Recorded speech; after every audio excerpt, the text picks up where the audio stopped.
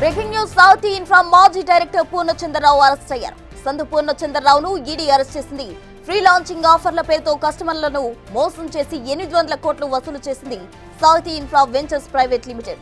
వివిధ పిఎస్లలో నమోదైన కేసుల ఆధారంగా ఈసీఐఆర్ నమోదు చేసి ఈడీ దర్యాప్తు చేస్తోంది. ఈ కేసులో ఇప్పటికే చైర్మన్ లక్ష్మీనారాయణ అరెస్ట్ అయ్యారు.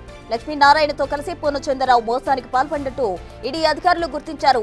ప్రజల డబ్బును సొంత ఖాతాలకు మళ్లించి కుటుంబ సభ్యుల పేర్లతో ఆస్తులు కొనుగోలు చేసినట్టు తెలిపారు.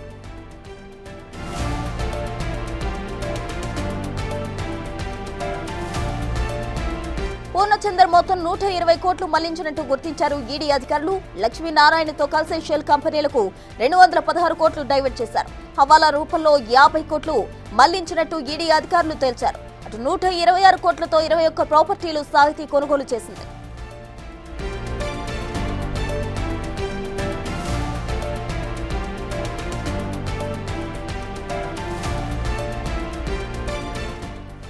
సారథి ఇన్ఫ్రా మాజీ డైరెక్టర్ పూర్ణచంద్రరావు అరెస్ట్ అయ్యాడు. దీనికి సంబంధించి తాజా డీటెయిల్స్ మా ప్రతినిధి విజయ్ ఫోన్ లైన్ లో అందిస్తారు. విజయ్, ప్రస్తుతం అయితే సాహితీ ఇన్ఫ్రా స్కామ్ లో అయితే ఈడీ దూకుడు పెంచినటువంటి పరిస్థితి కనిపిస్తా ఉంది. సాహితీ స్కామ్ లో డైరెక్టర్ ఉన్నటువంటి సందు పూర్ణచంద్రరావును అరెస్ట్ కూడా చేసినటువంటి సిచ్యువేషన్ కనిపిస్తుంది. అయితే గతంలో ఫ్రీలాన్స్ ఆఫర్స్ పేరుతోనే కస్టమర్లను నిండా ముంచినటువంటి ఈ సాహితీ ఇన్ఫ్రాస్ట్రక్చర్ కి సంబంధించి డైరెక్టర్ గా అయితే పూర్ణచంద్రరావు వ్యవహరించినటువంటి పరిస్థితి కనిపిస్తుంది. అలాగే అటు ఎండీని కూడా గతంలో అరెస్ట్ చేసినటువంటి సిచ్యువేషన్ కూడా ఉంది లక్ష్మీనారాయణ. అయితే ఈ యొక్క సుమారుగా 700 మంది నుంచి ఈ యొక్క 700 కస్టమర్ల నుంచి సుమారుగా 800 కోట్ల రూపాయల వరకు కూడా వసూలు చేసినట్టు కూడా ఈడీ అధికారులు అయితే గుర్తించారు. అనేక రకాలుగా కొన్ని వెంచర్స్ వేసి ఏదైతే మనకు సాహితీ అడోబ్ అని, సాహితీ గ్రీన్ అని ఇలా వివిధ రకాల పేర్లను కూడా పెట్టి విల్లాలు అలాగే ప్లాట్లు, ఓపెన్ ప్లాట్ల పేరుతోని భారీ మోసానికి అయితే తెరలేపినటువంటి సిచ్యువేషన్ కూడా గతంలో మనం చూసాము ఈ సాహితీ ఇన్ఫ్రా కంపెనీ అయితే ఈ సాహితీ పేరుతో వసూలు చేసినటువంటి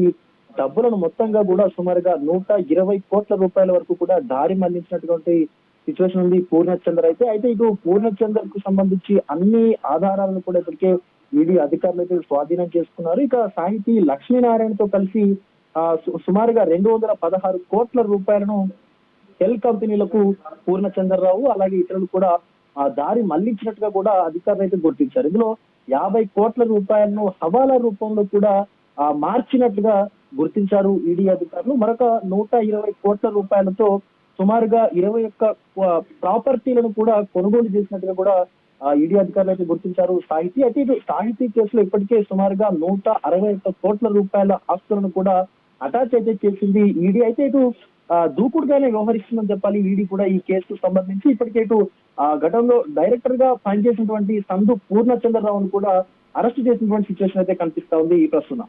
విజయ్, ఈ కేసుకు సంబంధించి ఫర్దర్ మూవ్మెంట్ ఏమై ఉండొచ్చు?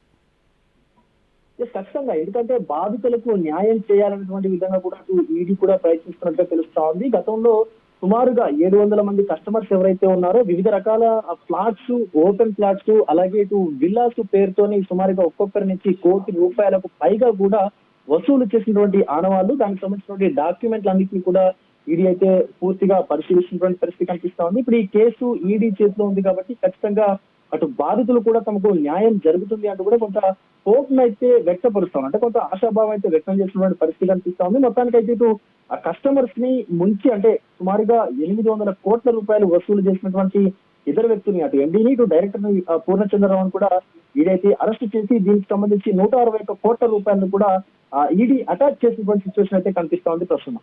Right Vijay, thank you.